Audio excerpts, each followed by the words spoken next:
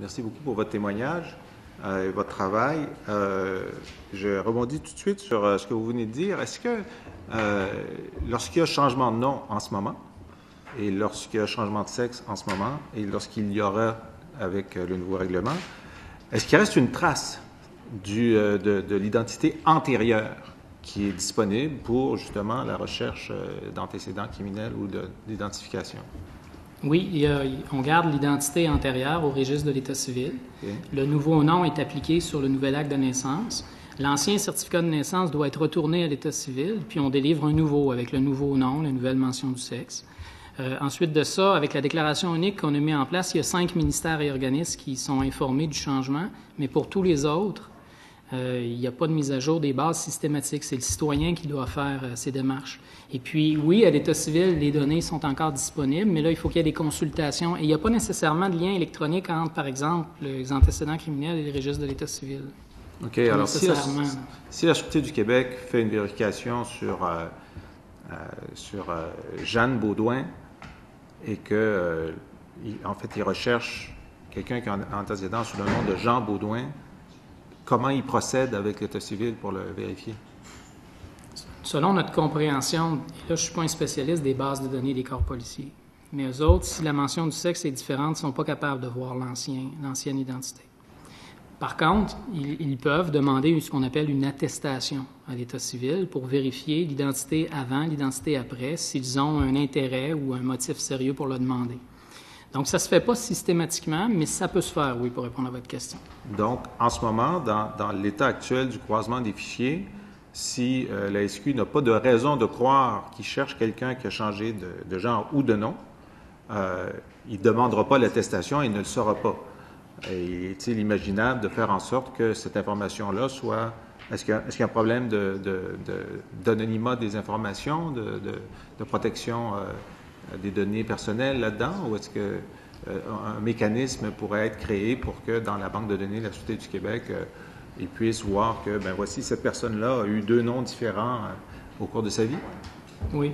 Bien, comme on disait tout à l'heure, c'est pas publié, donc c'est sûr que c'est pas rendu public pour des différentes raisons, puis c'est tout à fait légitime. Par contre, légalement, oui, on pourrait faire des ententes d'échange de renseignements avec les corps policiers pour mettre à jour les registres au fur et à mesure. D'accord. Je reviens sur l'autre question qui est le changement de nom. Parce que vous indiquez, vous l'avez dit tout à l'heure, en ce moment, pour un changement de nom qui n'a pas de lien avec le changement de genre, il faut un motif grave, valable et important, plutôt qu'une simple préférence. La Cour d'appel a statué que pour obtenir un changement de prénom au motif de l'usage, il faut corroborer sa demande par la production de divers documents prouvant l'utilisation du prénom demandé, le nouveau, sur une période de 5 ans. Donc, en ce moment, si Jean Beaudoin veut devenir Pierre Beaudoin, d'abord, il faut qu'il y ait une raison grave et il faut qu'il prouve qu'il a utilisé le prénom de Pierre Beaudoin pendant 5 ans, même si ce n'était pas son prénom, avant d'obtenir un changement de nom. En fait, c'est plus global que ça. La loi prévoit qu'une personne peut obtenir un changement de nom si elle démontre un motif sérieux. La loi prévoit une liste d'exemples de ce qu'est un motif sérieux. Puis parmi la liste, l'usage généralisé d'un nom différent de celui inscrit à l'acte de naissance est nommé. Mais ce n'est pas une liste exhaustive, donc il peut y avoir d'autres motifs sérieux. Cet exemple-là de l'usage généralisé a été interprété par les tribunaux.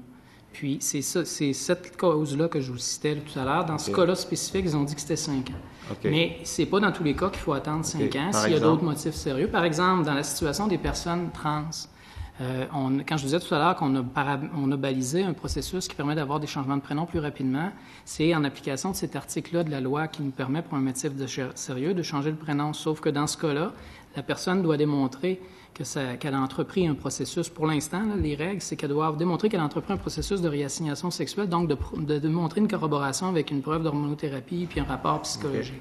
Ça, je comprends ça.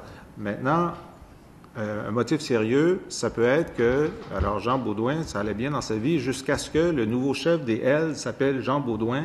Ça fait juste 1 an, c'est dans tous les journaux. Là, sa vie est un cauchemar. C'est un motif sérieux. Il peut faire la demande. Il n'a pas eu besoin de changer pendant 5 ans. Il peut le plaider. Bon. Oui. Maintenant, est-ce que si on accepte des recommandations qui sont faites devant nous pour que le changement de genre soit autodéclaratoire, facile, rapide, avec une corroboration comme le passeport d'une personne qui n'a pas à avoir un lien avec une profession de la santé, le motif de la volonté de changement de nom, qui est l'autodéclaration du changement de genre, devra donc être considéré comme un motif sérieux et valable pour entraîner le changement de prénom.